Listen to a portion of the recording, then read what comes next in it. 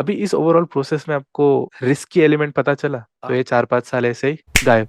हाँ जी, chartered accountants हमारे इंडियन मार्केट में जितने भी फाइनेंस के कोर्सेस है उसमें से CA is said to be one of the best courses और उसके कुछ वैलिड रीजंस भी है। Let's look at the number of students appearing for the exam. CA में 3 लेवल होते हैं, हर लेवल में कम से कम 1 लाख से ज्यादा स्टूडेंट्स अपीयर होते हैं। अगर आप एग्रीगेट कर लोगे तीनों लेवल के तो 3 लाख से ज्यादा, और हर साल कम से कम 2 अटेम्प्ट होते हैं। And I know there are students who are reappearing for the exam, लेकिन जब 5 से 6 लाख या उससे ज्यादा एप्लीकेंट्स होते हैं that is a considerable number including reappearing students. दूसरी और बहुत इंपॉर्टेंट चीज है इसका ROI. You can complete CA course at just more than 60,000 rupees.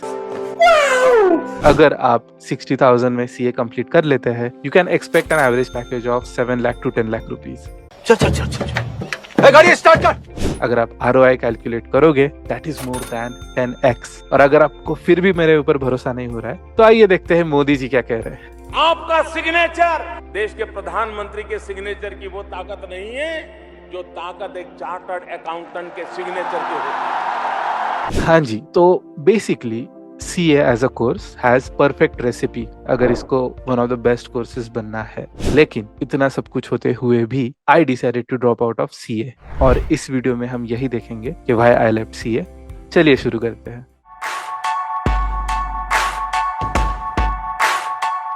Video start करने से पहले एक क्विक डिस्क्लेमर। ये वीडियो किसी एक स्पेसिफिक इंडिविजुअल या किसी चार्टर्ड अकाउंटेंट की तरफ टारगेटेड नहीं है। If you are a chartered accountant I have immense level of respect for you क्योंकि काफी डिफिकल्ट कोर्स है। हाउएवर जो सीए का कोर्स स्ट्रक्चर है उसके ऊपर एज अ क्रिटिक या फिर अपना पर्सनल ओपिनियन शेयर कर रहा हूँ ताकि कोई अगर नया स्टूडेंट हो जिसे सीए परस्यू करना है वो एक इन्फॉर्म्ड डिसीजन लेके अपनी जर्नी स्टार्ट कर सके। That's the only objective behind this video. Now having said this, let's start with the video.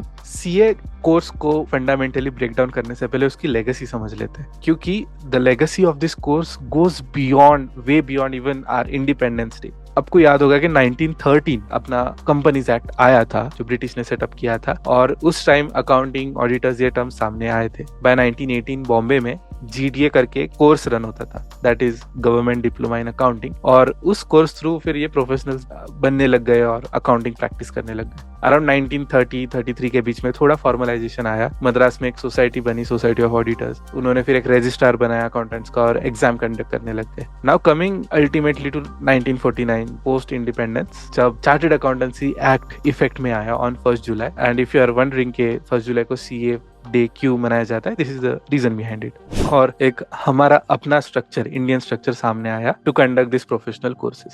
So if you see, अगर हम स्टार्टिंग से अब तक देखें तो legacy is more than 100 years और 1949 से भी अभी तक देखें तो legacy is more then 70 years। इतना होने के बावजूद क्या गलत हो रहा है इस कोर्स में, चलिए देखते। So when I started analysing this course मेरे सामने 3 इश्यूज आए थे। First one was around 1995 I would say, so mid 1990s या अर्ली 2000 भी आप कंसीडर कर सकते हो। इस कोर्स का ही कंप्लीट डोमिनेंस था। CA, CS, ICWA ये इंडियन कोर्सेज थे, यही मार्केट को डोमिनेट कर रहे थे। लेकिन इंटरेस्टिंगली पोस्ट 2000 काफी सारे MNCs, इन्वेस्टमेंट बैंक्स इंडिया में आने लग गए और उसके साथ ग्लोबल कोर्सेज भी इंडिया में आने लग गए। And I analysed around this time कि जितना जॉब मार्केट ग्रो हो रहा है क्या उसी पेस पर CA as a course grow हो पा रहा है या नहीं। There was a huge gap and I started wondering क्यों। Then I came to a realization that जो ग्लोबल कोर्सेज है उन्होंने काफी अच्छी से इंडियन मार्केट को पेनिट्रेट कर लिया है। Then I started talking to this folks कि अरे आप CA जैसा एक कोर्स छोड़ के कोई दूसरा कोर्स आप क्यों कर रहे हो। And then I started getting insights one by one into different aspects of the course. एक बहुत इंटरेस्टिंग एस्पेक्ट आपको बताता हूँ।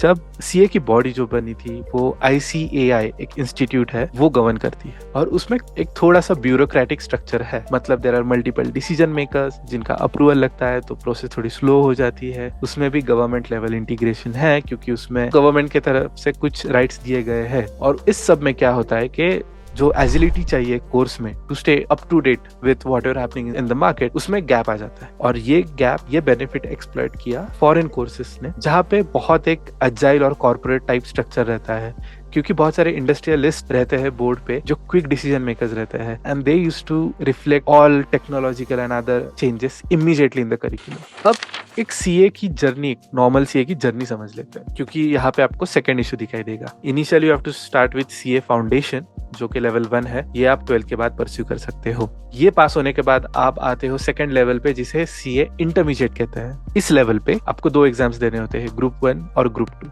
आप दोनों में से कोई भी एक एग्जाम क्लियर कर सकते हो या दोनों क्लियर कर सकते हो, and then you can start something called as articleship. अब ये आर्टिकलशिप बहुत अलग होती है। This is not full time experience, it is a full time job. मतलब आपको पूरा दिन काम करना रहता है, but it is not given status of full time experience. Secondly, it is not given status of even internship. इसको अपने अलग ही लीग में रखा जाता है, जहाँ पे आप एक सीए के अंडर काम करके ट्रेनिंग लेते हो 3 साल की, और इस दौरान आप सीए फाइनल की तैयारी कर सकते हो। और इसके बाद आता है सीए फाइनल लेवल, अगेन जहाँ पे 2 लेवल रहते हैं, ग्रुप 1 एंड ग्रुप। अभी इस ओवरऑल प्रोसेस में आपको रिस्क की एलिमेंट पता चला। आप पहले ही 3 साल का एक्सपीरियंस ले लेते हो, मतलब you have invested around 4 to 5 years of your life over here, और अगर आप सीए फाइनल पास नहीं करते हो तो ये 4-5 साल ऐसे ही गायब।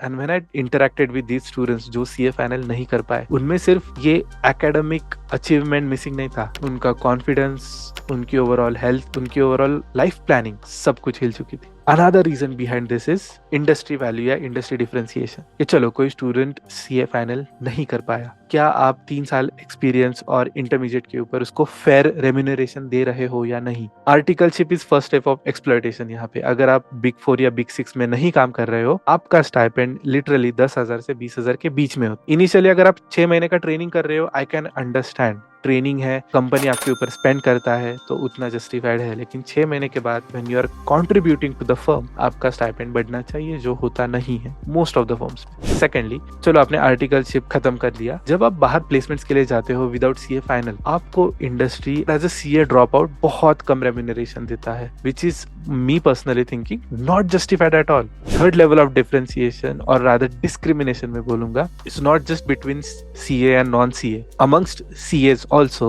AIRCA मतलब ऑल इंडिया रैंकर सीए को अलग ट्रीटमेंट दी जाती है, फर्स्ट अटेम्प्ट जो सीए बनते हैं उनको अलग ट्रीटमेंट दी जाती है, और जो फिर मल्टीपल अटेम्प्ट्स होते हैं उनको अलग। एंड इसके लिए फिर बहुत बड़ा रेड सिग्नल आता है कि क्या इंस्टीट्यूट कोई स्टैंड ले रहा है इसके लिए, क्योंकि बहुत सारे कंपनीज सीए का अपना कैंपस होता है, वहां पे आते हैं रिक्रूटमेंट के लिए। So is institute pushing enough to say that hey, हम डेटा ही नहीं डिस्क्लोज करेंगे? और अगर स्टूडेंट्स भी अपने सीवी पर वो डाल रहे हैं, is institute asking them to mask it, या बाकी के कोई पैरामीटर्स है? क्योंकि अगर ये डिफरेंशिएशन, ये डिस्क्रिमिनेशन अगर खुद इंस्टीट्यूट अलाउ कर रहा है, तो eventually you are kind of hurting your own credibility, saying that acha first ranker is maybe better than who took multiple attempts, which is not good for a professional course. Professional course से common level रहता है कि he or she is proficient enough, competent enough to take care of whatever is required. तो ये भी एक बहुत बड़ा रेड सिग्नल है। मैं खुद का अपना एक्सपीरियंस बताता हूँ। जब मैं IIM लखनऊ गया था, हर कोई अलग अलग स्कोर कर रहा था within their academic journey, not prior to MBA but during MBA। लेकिन हम प्लेसमेंट्स के लिए जब बैठे, क्लियरली मेंशन था कंपनीज को कि